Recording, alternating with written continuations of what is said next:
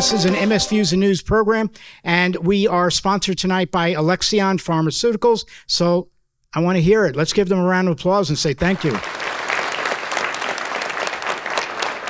Thank you very much.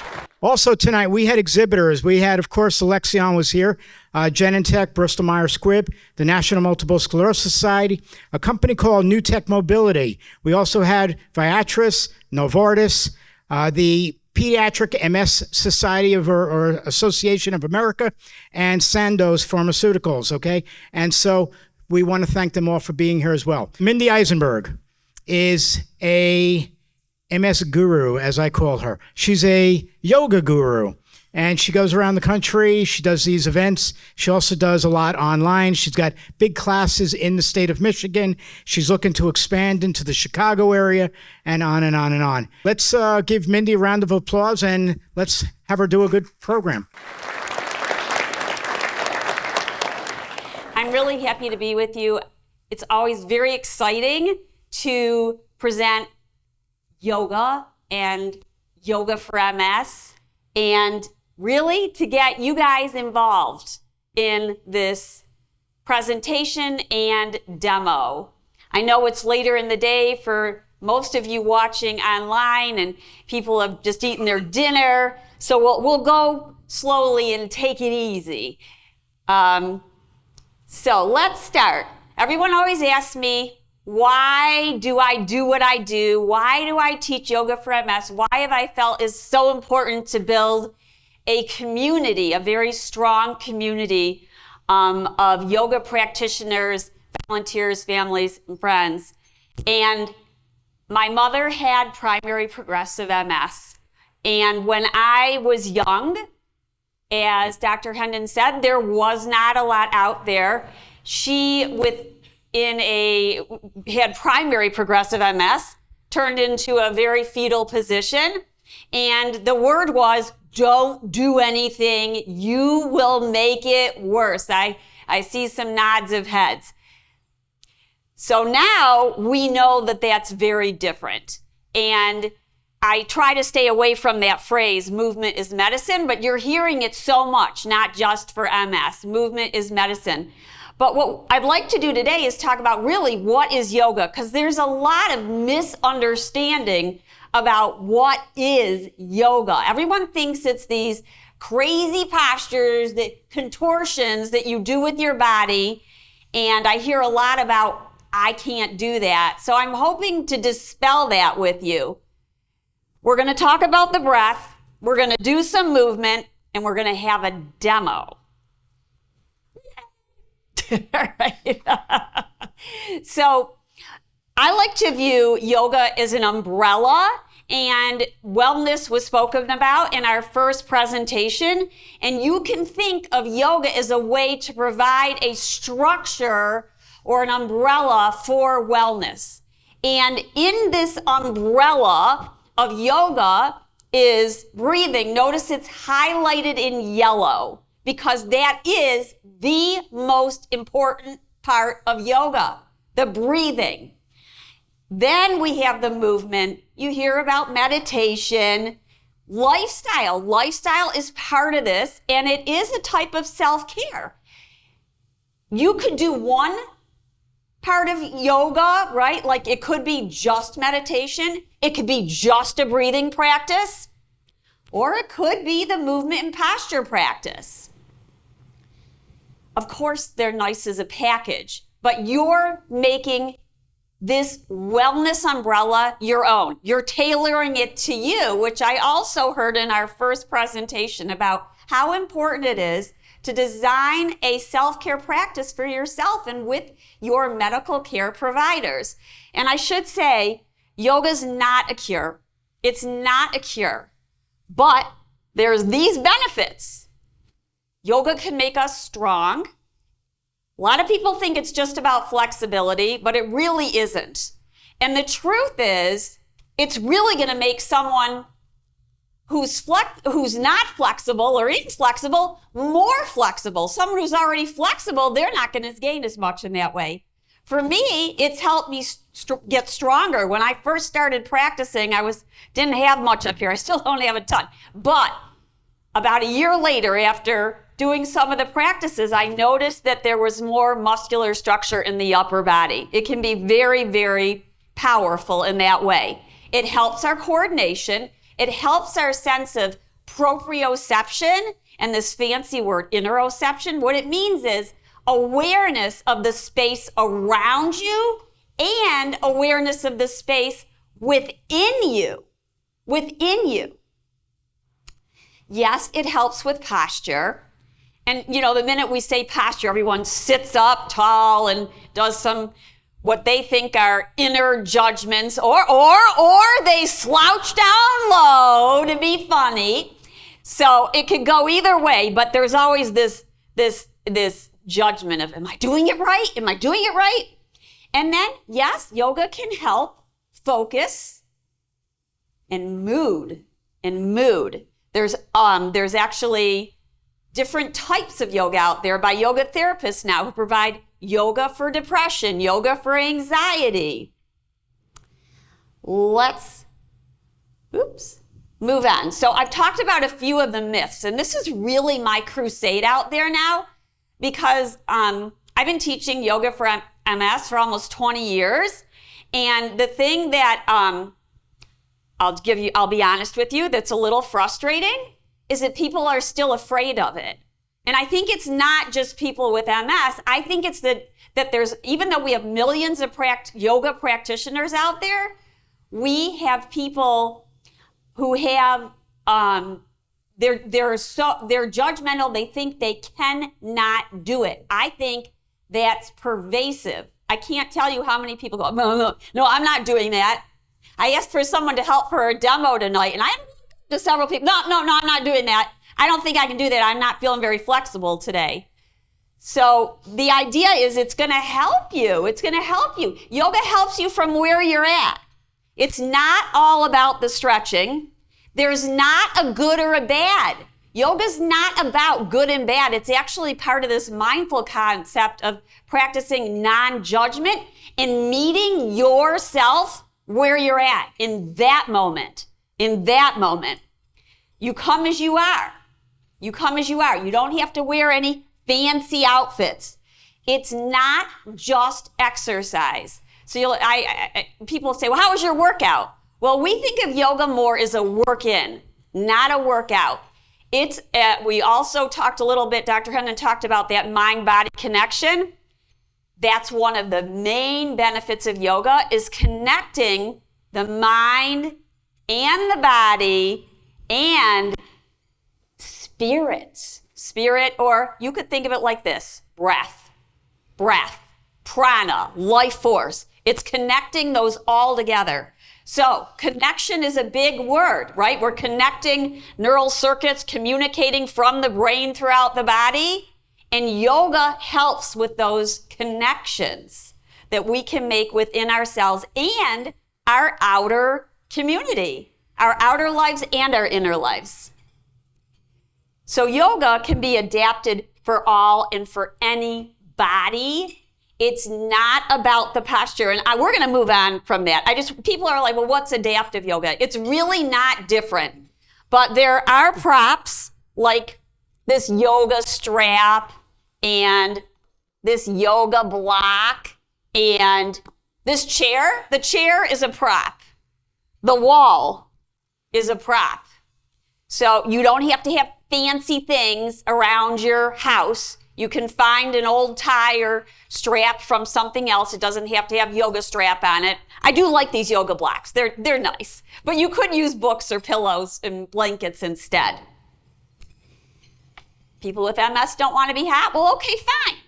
Keep the temperature around whatever's comfortable for you, 72, 70. It's not about getting hot. There's hot yoga out there, but if you're sensitive to hot, then generally, if you go into a yoga classroom in person, the room is not going to be hot. It won't be. So we tailor it. It's not a requirement. In our in-person yoga classes, we have plenty of assistants in the room. It's a little bit different than walking into a mainstream yoga class. We base our staffing on what's needed in the room. And so you'd want to find a class that is tailored to your needs. So I just thought it'd be fun to look at a few poses and the adaptations before we do our demo. And these are all my students, I should say, by the way. So Denise has got her hands again. So do you guys know downward facing dog? How many of you, I'm going to assume that a lot of you know what downward facing dog is. Yeah, I've got somebody raising their cane and their hands, and I'm sure many of you online are saying, yeah, I know what downward facing dog is. And Tony over here, I hope you can see, Tony's in the traditional downward facing dog. By the way, Tony has MS. He uses a cane to ambulate. Okay, actually everybody here does. Can they see this? Oh, they can't see me. Aye. Okay. So underneath Tony is Marcia, and she's showing another variation against the wall. So I'm not going to show you that, but you could pretend a wall is here, and then that would be pushing against a wall. But you get to see the picture of her. And then Denise is seated, but she's still getting a lengthening through the spine. So they all have this commonality of they're stretching their spine. So we look at the intention of a pose, and then we can vary it umpteen ways. So here's another one. Many of you you guys know what a tree is, right? You guys in Arizona, your trees look different. How did palm trees get here? So if we look at tree pose, we can do this one in so many different ways. Now, these are shown standing, but Marcia, she doesn't use a cane to ambulate, but she's still using the chair to help her feel more balanced. She could use a wall and be against the wall. And then Vina's facing the wall. Her back is to us. And that's giving her, she's feeling more safe. And notice how she's got both hands on the wall. Now that doesn't mean she might play with maybe taking one hand off and then putting it back on. Bar below, she's got the foot on her ankle, but it's not up here, it's down here. So she's going to do what's comfortable for her with her balance. And then we have an example of a wall and a chair. This is the idea to help you see and know and realize that yoga can be adapted to your needs. Now, another example of tree pose is seated. Just so you know, it doesn't have to be standing. It could be something like this, or maybe something like this. Or maybe you're holding on and then one arm is up. So many different variations. Here's crescent warrior. Warriors, you guys are all warriors. You guys are all warriors. If you are watching this, you came here today, you are a warrior. This is crescent warrior. And so Suzanne is seated in the chair. She's getting a nice stretch in the front of her thigh. She's got beautiful alignment. She's got one hand lifted. The traditional standing poses, they bring in that power. They bring in that strength. They wake you up. So this is nighttime for most people watching this in here, we probably wouldn't do that active of a practice before going to bed. So you're going to tailor it to what's right for you. Then we've got Terry, who's standing, but she's holding on to the chair, and she's got one arm up. And then Marcia's showing knee bent. Knee bent. Oh, no, that's Suzanne. Sorry, Suzanne. But she's got her lower leg on a blanket because her knee doesn't reach the floor. So that pose is tailored to her body. Her knee is not going all the way down. It's better for her knee to rest on something. So we might put a block there, we might put a blanket there, but you get the point. You get the point. So what did all those poses have in common? Anybody in person want to scream it out? They're adaptive. Any others? Because they are adaptive, right? All yoga poses are adaptive. They're going to fit somebody's body. Did you see that there was one right way and one wrong way? Was that ever said? No. You know what else they have in common? Yes, yoga is fun. Yes, yoga is fun, and if it's not fun, don't do it. Like, make it fun. If you ask our students, they'll say we have to have an ability to laugh at ourselves. Now, yoga can be very serious, don't get me wrong, because it can be a spiritual practice.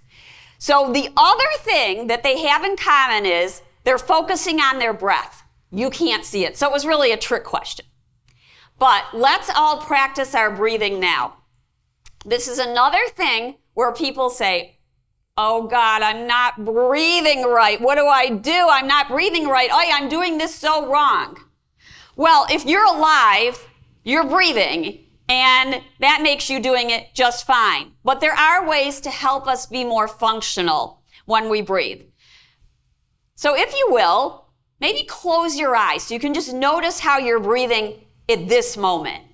You're not trying to change it in any way. You're just being, just as you are. Just as you are. And notice the sensation of your breath. You might take one hand to your belly and feel what happens when you inhale and when you exhale. There's a movement. Hopefully there's a movement. Generally, when we inhale, the belly expands, and we exhale, it softens back down. What we want with a yoga breath in general is breathing in and out through the nose. Of course, if you're stuffy, that goes by the wayside, right? So we're going for a nasal breath, a soft breath. You'll hear the word deep breath, and I think this is often misunderstood because when you tell someone to take a deep breath, go ahead, everybody take a deep breath.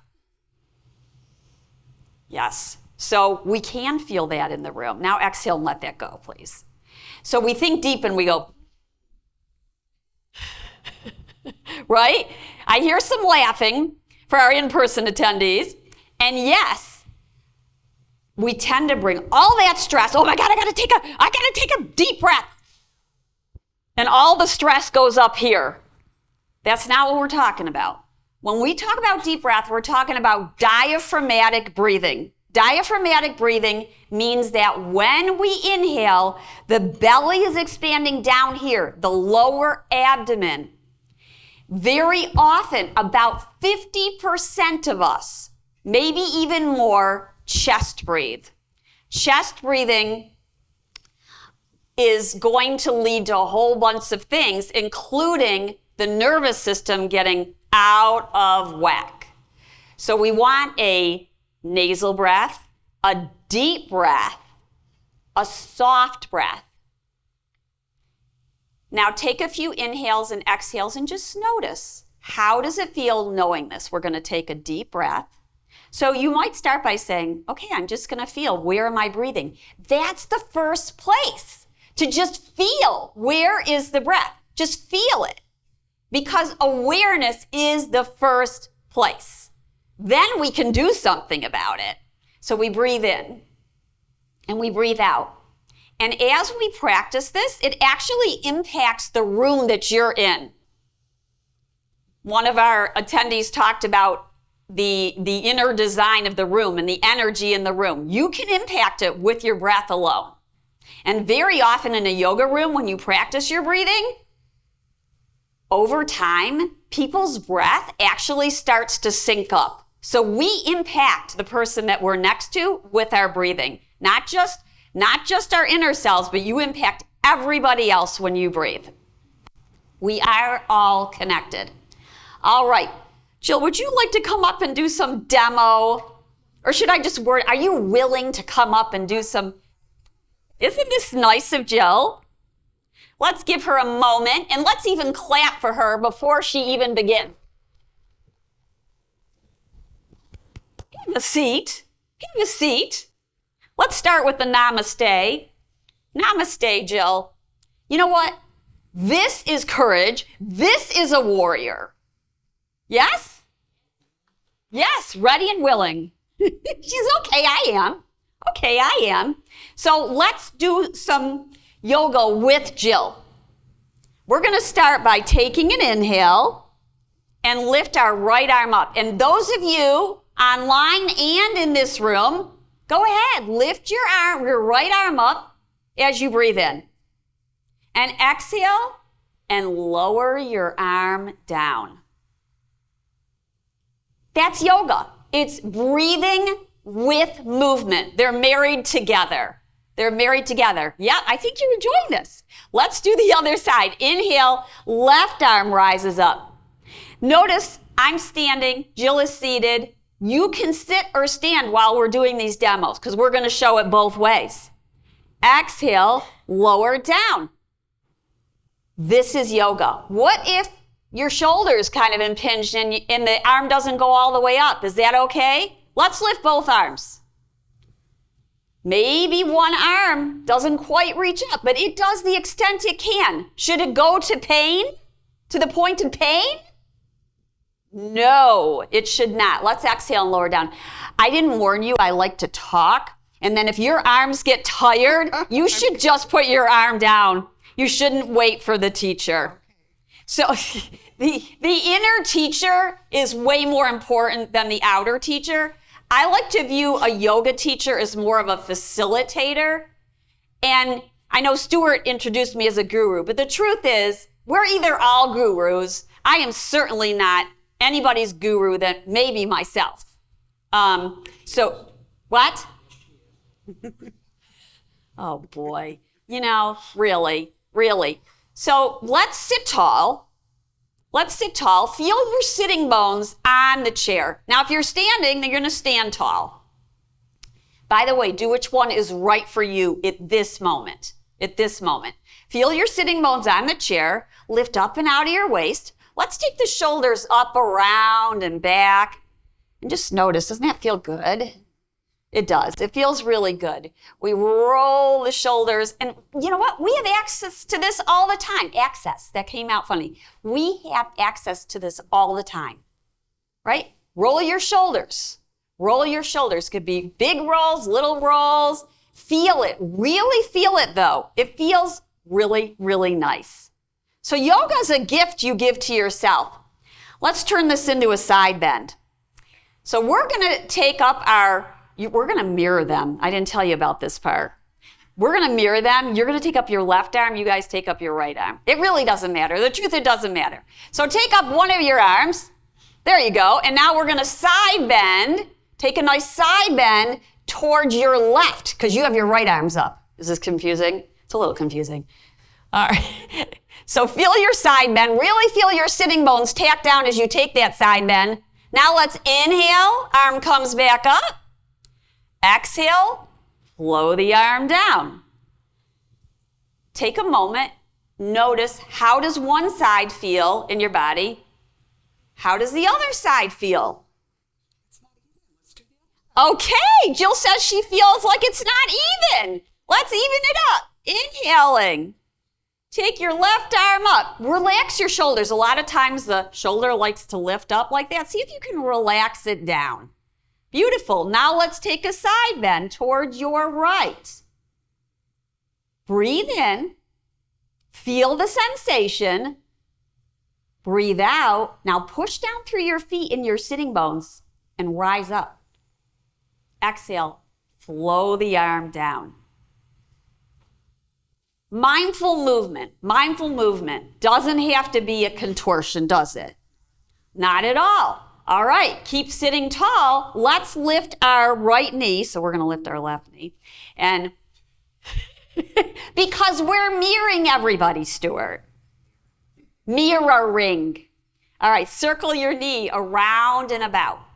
So lift it as much as you can. Now, you know the leg is heavy, right? It's kind of like lifting weights. Yep, it's heavy. This bone, this femur bone, it's super heavy. You might start with small circles. They might get bigger over time. If you need a break, take it. Let's lower the leg down. Let it go. Just let it go. So you can think of this like we're juicing up the joints. You could pick just a few poses in your day and do them, and that's it. Doesn't mean you have to do an hour of yoga. How about like even a 5-minute chunk of your day? Let's do the other side. All right. Lift your knee up, grow tall, breathe, and circle the leg around. and circle the leg around. Right, so you can choose to have your hand underneath the thigh, in front of the knee or the shin. Some people might use a yoga strap and put it underneath their thigh. You want to show that? Just so I want to show how these props can be used a little bit. So Jill would hold the strap with her hand and then circle around. And this way Jill doesn't have to lean over. She can lift the knee to the best of her ability and circle it around. Thank you. That's beautiful. That's beautiful. All right. Now we're going to use the strap and we're going to stretch the leg. So this can be done several ways. It's one of my favorite. And the reason it's a favorite is because so many people, their hamstrings are super tight and it pulls on the back and it causes back pain. So if we lengthen the back of the leg, if I had to pick one that I would say do every day, if you have tight hamstrings, MS or no MS, this would probably be it. This pose can be done in bed, lying down. This pose can be done in a chair. Jill's going to show you. There you go. Now, those of you seated in your chair, even if you don't have a yoga strap, you can use your hands underneath your thigh and push your heel away. Now, what's also really optimal is to have another chair or ottoman in front of Jill so that she would be able to rest her leg on it, and that way she could get more of a stretch. Are you feeling a stretch yet, Jill? You are? Yeah. I'm not convinced. Oh, I am.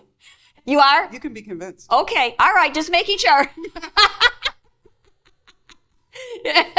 You know, yoga teachers think they can see if you look at their faces, but she does look, yes? Pain? Yeah. No, we don't want pain. Why does everyone think yoga needs to be painful? No, there should be a stretch. Stretch. Are you in pain? No. No? Tell the truth. No. She's not in pain. You should not be in pain. So when you have something to rest your leg on, it gives you a little bit more ability to feel the stretch. You can see that? Yeah, you can place that down. So sometimes we have two chairs, not just one chair, but two chairs. And let's do the other side. Now, sometimes one leg is tighter than the other. So you could stay longer on that side or start on one side and then go to the other. Jill could also play with pushing her heel away, which is flexion. She could point to see how that feels different. Does it feel different? How so? Less pull on the hamstring there. Yeah. Yeah. So it's going to get more at the back of the leg with the foot flexed. And the strap will help pull the toes towards you, which is nice. Are you breathing? Take a breath in and a breath out at your pace, not mine. That's why the yoga teacher is a facilitator. Remember to breathe, because a lot of times we forget, especially when we've got sensation going on in the body. Sometimes we hold it because we're just not used to that sensation. And then we'll lower it on down.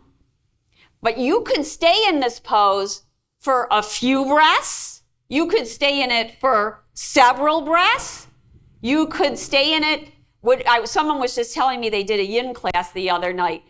And yin, you actually hold poses for much longer, or restorative yoga. We won't do that because then you guys will all be asleep. You'll be ready for bed, which we hope you will be anyway, right? Later in the day. Let's do a twist together. So most of you have had your dinner and hopefully your desserts. And at home, you're done with your snacks. Twists are known to help with digestion. And you can do twists wherever you're at, seated. You could do it lying down in bed. So let's do a twist. You're going to take your left hand outside your right thigh. That's it. And then your right hand, we have choices. You could hold on to the side of the chair or back here. Yep, she knows the twist. She knows. You can see she's going for it. So we lift tall in the twist, and everybody watching can be doing a twist. So notice how it feels. You want your neck to turn last.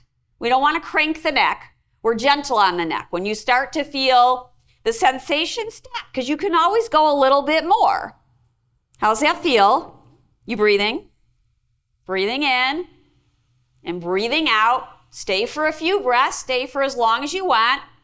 When you're ready, come back to center. We come back to neutral when you're ready. And this is a great one to notice how you feel, because you really will feel the difference. Now we do the other side. So now we've got the opposite hand on the outside of the thigh. And then let's just show a different arm position so you can see. You might take your arm back like this. This is a nice shoulder opener, just to take the arm back behind you a little bit. Open up the palm. Are you feeling anything here? Just a little bit? No, she's really open here, so she's not feeling it. And so she might go a little bit further. She might grab the back of the chair. Make sure you breathe into your back body. So feel your breath in your twist, and you can take the arm down. I was just showing that we do have options here. You can bring the arm on the side of the chair, the back of the chair to get your twist. So we're trying to twist from about the navel up, the navel up. Yoga should never hurt. It should never be painful. This whole mind-body connection, you stay as long as you want. You come out when you're ready. The whole mind-body connection is this communication loop, and yoga gives us this opportunity to hear the message, How's that feel? Good. All right. So a twist a day, for sure, if not more. You can do it whenever you want. And there's even, I'm going to say it lightly, you can do it on the potty. It's helpful. So just saying. All right, let's do, you know what? You're a warrior. Let's show warrior pose. All right, this is not necessarily a pose we would do at night, but feel welcome to do it. So for warrior pose, you're going to take we'll take your left knee out because they're seeing the right. Remember, we mirror them. So the left, right? How does she know this? Okay, so your left knee's going to bend out to the side. Now place your foot here. Oh, she's going for that. All right, fine. All right, so your right, lengthen your left leg out. Okay, there she is. You knew that. She knew that. All right, so maybe you walk this knee out a little bit there you go. That's it. Now, arms in T. Float your arms on up into a nice big wide open, out extending from your shoulders. Relax your shoulders, relax your arms, relax. Okay, now gaze over your right fingertips. This is Warrior Jill. You guys are all absolutely. Turn it into Popeye. Who said warriors who said yoga's not strengthening? Take your palms up. Take your thumbs inside. Wrap your fingers around. Ready for Popeye? Pull your knuckles in towards your shoulders. Oh, are you strong? Now pull them out. Oh, yes. Exhale, relax your arms down. How'd that feel? Good. So with the warrior pose, is there anything you felt in the pose that you felt in your body? Was there any stretch going on? Yeah. So a lot of people are going to feel an inner thigh stretch. Now, warrior certainly can be done standing. It could be done behind a chair. So it could be done holding on to a chair like this. Jill can't see, but yes. Yes, it could be done against a wall. Let's do the other side. So you take the time to get yourself placed, and everybody's different. Now, let's say this is hard for some people to extend their leg all the way. Then they don't. They bend their knee in. Right, let's bend it in a bit. This could be warrior for someone, right? Someone with a lot of spasticity. This is a big inner thigh opening. Would we want to force it anymore? Nope, we would not. So what is one of the benefits of Warrior 2 pose? We're stretching the inner thigh. The person with the spasticity here is benefiting right here. They don't need to extend their leg out. And then you can go ahead and extend it out. There you go. Right. And we can play with all different kind of foot positions with heel down and toes up or toes down, and it will change it up. Go ahead, just for the fun of it. Turn your toes up, push your heel down like you mean it, and pull that heel towards you isometrically. So you're pushing down and you're pulling it towards you. She's really thinking, you can see that. Smoke. What are you feeling now when you push down and you pull it in? It's actually tightening. Okay, so what's going on is the muscles are contracting. That's right. So we can use yoga to strengthen. We can, and strengthen our legs. Now let's take our arms into the T. Float them up, right? Relax the shoulders down. Should we go into reverse warrior? You're going to take your right arm down, and then your left arm is going to come up. We didn't do it on the other side, I know, so we'll flow this a little bit.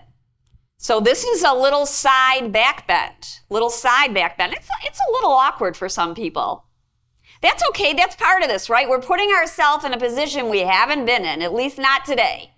Let's come back to T, and then we'll reverse it. So you can take your hand to the chair, and then take your arm up overhead, and all of a sudden it's a side bending warrior called side angle pose.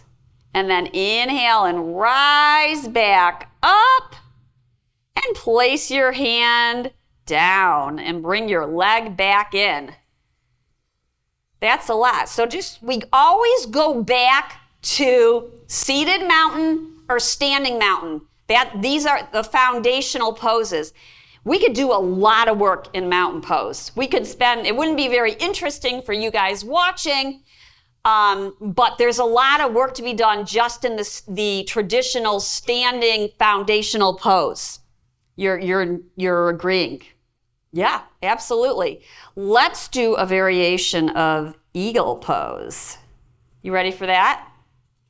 I don't know why. Eagles have just been coming into the dreams lately, and eagle pose sometimes gets ignored. So the first way to do with the arms is to give yourself a yoga hug. So take somebody in this audience knows eagle pose. Oh, don't give me that. All right, so flap your wings and give yourself a hug. Yeah, big hug. Really feel the hug like you mean it. Like you mean a big, big hug. Yes, really feel that. Let's open it up and do the other side. So go wide. Notice this is the opening. This is the expansion. Yoga, we look at opposites, yin and yang. Now take your other arm on top. This is the contraction. Uh-oh, Bill's going to be upset because I'm touching something that's making funny sounds. Oh, you could hear that. I'll stop. Big hug, right? Big hug. But you're feeling the contraction now, and you can release and let that go. All right, so this is just doing with the hug. Here's eagle pose now. Take both arms in front. Cross your left over your right, and then bend your elbows. And this is another variation of it, Some people can touch their hands together. It doesn't make you more of a guru to be able to do that. But some can. Ooh, I love that. That's gorgeous. This is gorgeous. It's a butterfly, and this actually is a yoga mudra that we do with our hands.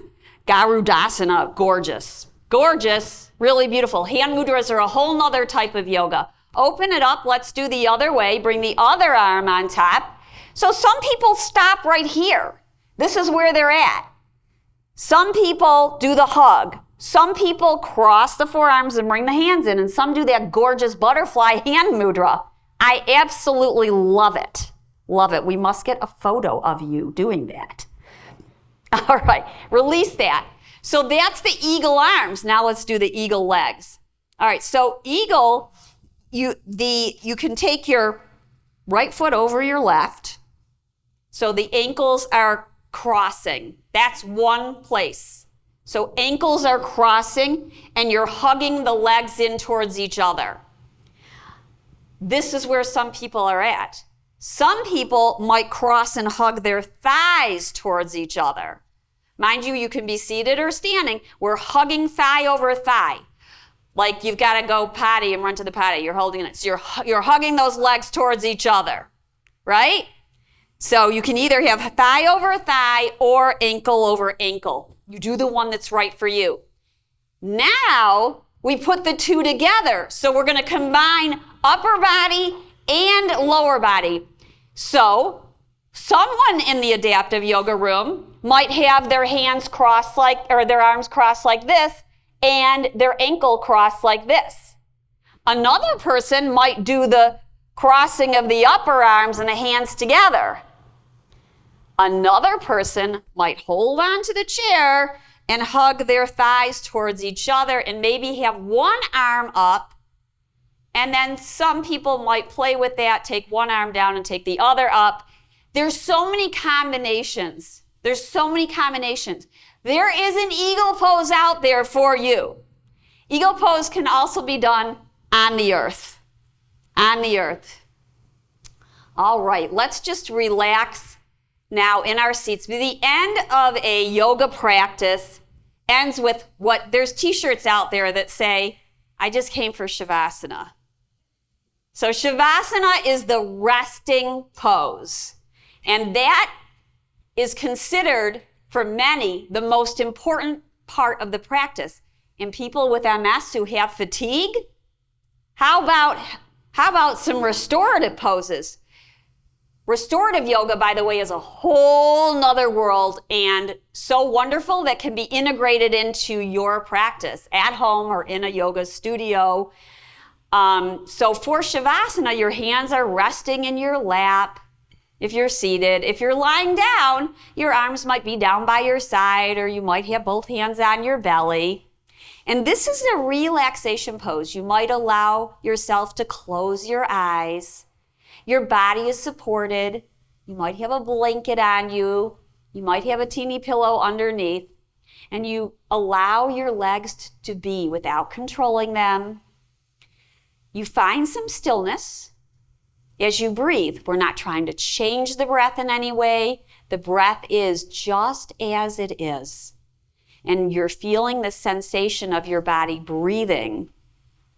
The focus is on the breathing as you relax. And some people fall asleep in their resting pose. Some people focus on their breath and then something comes into their mind, and then when they notice that their mind swayed away, they bring their mind and focus back to the breath and back to this focus of relaxation. So I highly encourage you to do Shavasana. It could be a few minutes. It could be 5, 10, 15, 20 minutes of relaxation where you give yourself the permission to breathe and relax and put your body in a restful state. So now, as we end our demo and the formal part of the presentation, what changes with yoga? And this is what my students tell me. It's not what I made up. I have one student, Chuck, he says, his friend told him to come to class all the time, and he's like, no. So he says he became a skeptic. He was a skeptic, he became a believer. We just talked about how yoga can be restorative, so people feel more refreshed. But what I hear the most is, I feel better. I move better. After class, I feel better. And that's why we practice. When we get to come together as a community, we might feel the strength of the community together as members. By the way, one beautiful thing that COVID did is it brought online yoga in, and what did that do? It brought us together from near and from far. So, as I close, I want you to know that Yoga Moves MS provides daily live online classes. Live means you're on with the teacher, and it's every day of the week. There's also an on-demand system to practice at your own time. We do have adaptive yoga cards and books, and I'm available to you to help you find the yoga class, whether you're online or here in person, to help you find something in your area. Please don't hesitate to contact me through the website yogamovesms.org or at my email. So thank you so much, Jill. And you'll stay up here while we do our questions. Namaste. Namaste. Thank you very much, and thank you, Jill. So does anybody have a question for Mindy? Yes, for the gym rats in here, I know that yoga probably would be a good exercise for stretching, but would you recommend before you work out, after you work out, or doesn't it matter? So it depends. If it depends what type of practice you're doing it. It depends on the energy in the day and the amount of time you have. For some people, for the gym rats, how about you? There are some people out there that say stretch beforehand and then stretch after. I think you have to play with that. I would generally do if you're doing a hardcore yoga practice with a vinyasa flowing fast, I would probably do that before. But if I was doing more of a restorative practice, I might do it after. And I think it just depends. Are you adding in a few stretches afterwards? Because people who are runners, for instance, or using a machine, that's repetitive motion that's going to make us tighter. So I think it would feel better afterwards. But it really does depend on your practice, how much time you have, and where you're starting with your body that day. Because part of this practice, I can't stress it enough, is getting to learn yourself and what your body needs. Very often, people say, okay, Monday is weights, and Tuesday is Pilates, and Thursday is yoga. Or you could wake up and say, what does my body need now? Or it could be 3 or 4 o'clock in the day and you go, what does my body need now? And that's the point with the yoga, is to give your body what it needs. There's not one that's better than the other. It's how we put them together. You can email me, you can text me. Our mission is to really help people. Like I said, I'm on a crusade. I think there's a lot of people scared of yoga. And the whole purpose of tonight and to talking with you all is to help you realize that you can do yoga and that it might just benefit you. Any other questions? Going once, twice, 3? Okay, great. Mindy, thank you. Thank you very much. Thank you, Stuart. I'm going to say goodnight to you all because a lot of you that are back east, it's past your bedtime. All right, I understand that. All right, so good night. Thank you.